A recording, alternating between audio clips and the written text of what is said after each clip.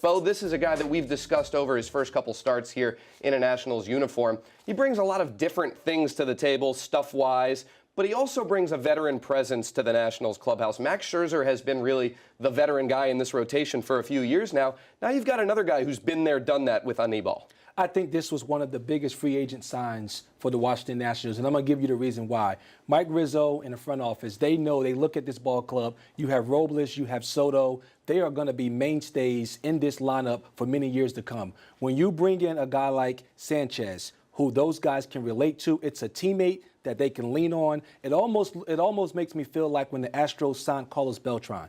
They knew that Carlos Correa, Jose Altuve were mainstays in their organization. They bought someone that they could relate to for years to come. Long after Sanchez is gone, the impact, in the day and age in which we use numbers to quantify everything, this is something that you won't be able to quantify because of the impact he's going to have on these young players. And Max Scherzer is not the type to toss around, praise on guys when it isn't warranted.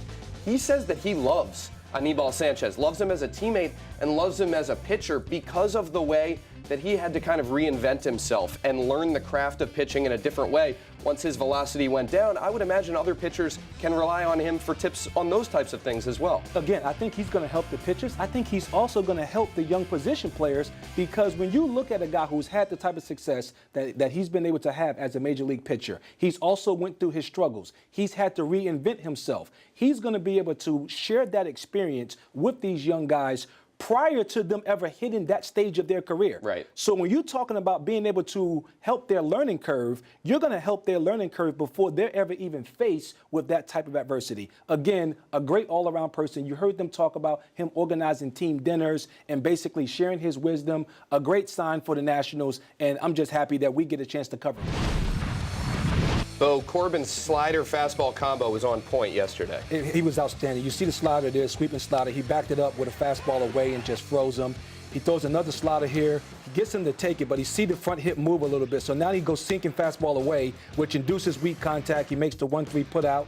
He goes with the slider here. He see him take, and now he didn't leak. So now you know he has him set up to freeze him away with a fastball. Great pitch in there. Then he throws the back foot slider here. He gets him to take. He goes, okay, let me go away so I can speed him back up. Go away with a fastball, and now he is sitting slider. And what did he do? He paints him with a fastball in the middle third of the plate for strike 3. This was outstanding. He starts to get me over strike. He make the count 1-2, and then he freezes Brandon Belt on a fastball away. You're talking about pitching. Patrick Corbin was outstanding yesterday, using his slider to set up his fastball. The Giants has a lot of history with Corbin, so they were literally sitting on his slider, and he was able to get them off of his slider and then now use that great two-seam fastball to both sides of the plate to basically lock those guys up. Bo, if he can spot his two-seamer like he was yesterday and then can elevate the four-seamer off of it like we've seen at times, how tough is that on a hitter? It is extremely tough because you start looking at it as effective velocity. As a hitter, when you know a guy has a good breaking pitch, you basically start to look for it. You start to sit on it. When you think in those counts that you're going to get it, which are strikeout counts, 1-2, 2-2, he's going to go to his best pitch. And now he elevates a fastball, and now you get either emergency swings or you get a freeze fastball to where they just can't pull the trigger.